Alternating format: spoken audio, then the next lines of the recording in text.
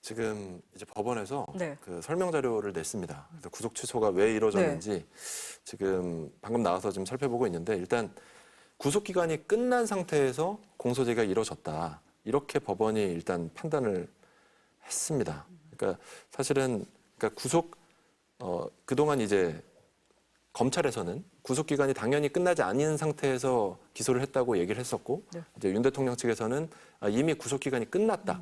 끝났는데 공소가 제기됐으니까 이거는 구속이 무효다 이런 얘기를 했었는데 일단 윤 대통령 측에 그 손을 들어준 것이 일단 그 기간에 있어서는 그런 부분이 있고 그리고 만약에 구속 기간이 만료되지 않은 상태에서 공소가 제기된 것이라 하더라도 구속 취소의 사유가 인정된다. 또 이런 얘기를 했어요. 그러니까 첫 번째로는 윤 대통령 측의 주장대로 구속 기간이 끝난 게 맞다. 이게 첫 번째 이유인 거고 그리고 만약에 구속 기간이 만료되지 않았더라도 구속이 위법하다는 주장에 힘을 실어준 지금 재판부 판단이 나왔습니다. 그러니까 공수처법의 그러니까 공수처법의 수사 범위에 내란죄가 포함되어 있지 않다.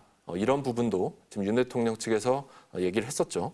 그리고 윤 대통령 측에서 얘기하는 어떤 절차의 명확성, 그리고 수사 과정의 적법성에 대한 의문의 여지를 해소하는 것이 바람직하다. 이런 것도 윤 대통령 측에서 좀 주장했던 내용들이었는데 지금 제가 지금 재판부 설명자를 보고 있는데 거의 그대로 인용을 한 사유로 지금 써놨습니다.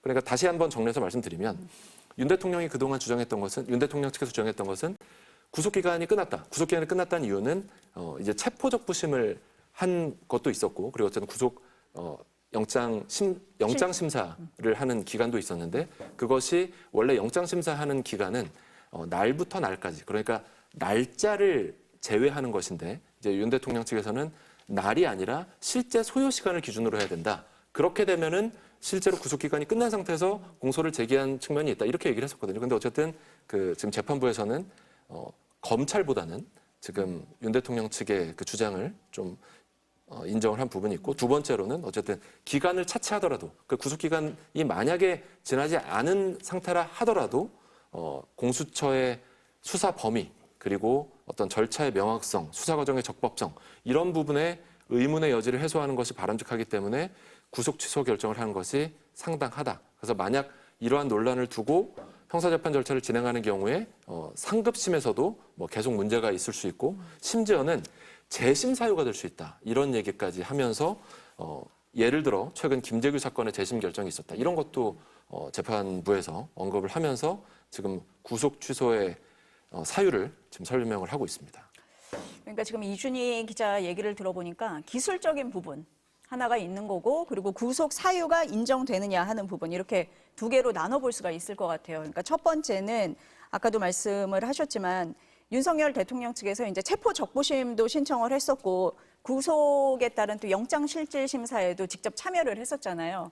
그러면은 그 시간을 어떻게 계산할 것이냐 해서 윤석열 대통령 측에서는 시간으로 계산해야 된다 이렇게 얘기를 했었던 거고 공수처와 검찰에서는 아니다 날짜로 하는 거다라고 해서 검찰에서는 하루 정도 여유가 있다라고까지 그때 얘기를 했었거든요. 이 부분에 대한 거 하나가 있는 것 같고 그러면 구속의 사유가 되느냐라고 봤을 때 윤석열 대통령 측에서 공수처가 내란 혐의를 수사할 수 있느냐 직권남용으로 수사한 거 아니냐 이렇게 주장을 했었죠. 그 부분이 있는 거고 이러면은 절차의 명확성이라든지 이런 부분에서 추후 문제가 될 수 있으니 구속 취소 사유가 된다라고 지금 이렇게 두 가지로 정리를 해볼 수 있겠습니까? 그렇죠. 네. 그러니까 어쨌든 구속 기간이 만료된 상태에서 기소가 됐다.